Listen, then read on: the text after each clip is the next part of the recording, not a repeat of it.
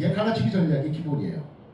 중도층 다가서기 전략은 뭐냐면 아예 그냥 짬짜면을 시켜 먹자. 이게 중도층 다가서기 전략이에요.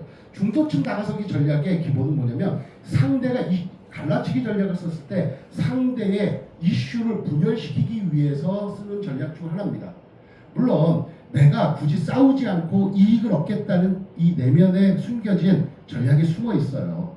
자, 좀 예시를 들어드릴게요. 갈라치기 전략을 가장 교본처럼 잘 쓴 후보가 있어요. 노무현 대통령 후보입니다. 노무현 대통령 후보는 사실은 대통령이 될 거라고 보시는 분이 없었어요. 초창기 때는. 공화민주당에서 이렇게 올라왔고 당의 세도 그렇게 강하지 않았어요. 그죠?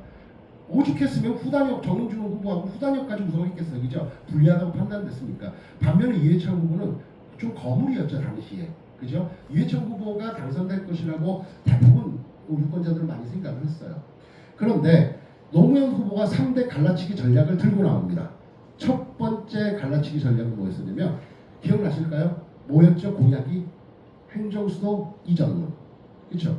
이 행정수도 이전론으로 인해서 어떻게 했어요? 이슈가 됐죠.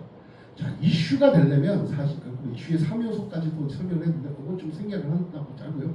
어쨌든 행정수도 이전론이 굉장히 이슈가 됐어요. 이회창 후보의 고향이 어디입니까?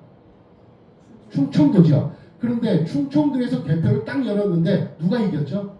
노무현 후보가 이겼어요. 압도적으로 이겼어요. 충청도에서. 이유는 뭐죠? 제가 약 한 1년 전에 세종시 의원님들하고 거기서 요청을 해가지고 제가 강연을 했어요. 그때도 제가 물어봤었는데 저는 그때 평균, 그러니까 이게 뭐 좀 비싼 데도 있고 싼 데도 있잖아요. 땅값이. 당시에 세종시 평균 땅값이 저는 10만 원으로 알고 있었는데 의원님들이 20만 원이었답니다. 예. 그래서 좀 정정을 합니다. 그 당시에 이 노무현 후보 행정수도 이전론을 발표하기 전에 평균 땅값은 20만 원이었어요.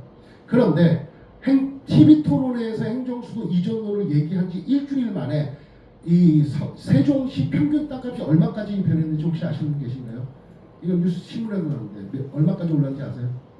300만 원. 노무현 대통령이 당선되고 나서 평균 땅값이 얼마까지 갔는지 아십니까? 1,500만 원.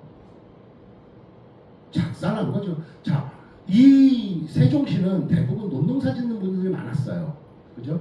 그럼 보통 보면 6,000평 정도를 보통 져요. 6,000평. 야, 이게 평당 20만 원밖에 안 가던 게, 야, 이 땡볕에 그냥 밀짚 모자 쓰고 이 경운기 끌고 털털털털 걸어가지고 이 농사 짓던 어르신이, 야, 이게 공약 하나 세웠다고 바로 벤츠 E클래스로 바꿔요. 그죠? 그리고 어떡합니까? 당선돼서 강남에 12층짜리 빌딩을 사요.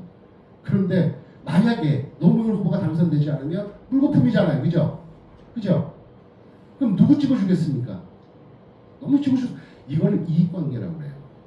사실은 이슈 파이팅 이면에는 이익관계라는 숨은 법칙이 있었던 거예요. 사실은. 이따 뒤에서도 나오지만. 자, 첫 번째 갈라치기는 노무현 후보의 첫 번째 갈라치기는 행정수도 이전론이었어요. 두 번째 갈라치기 전략이 등장합니다. 어떤 거 있죠? 뭐로 갈랐죠? 병역비리냐 병역비리 아니냐. 물론 김대엽 조작 파문 사건이었어요. 훗날에. 그죠?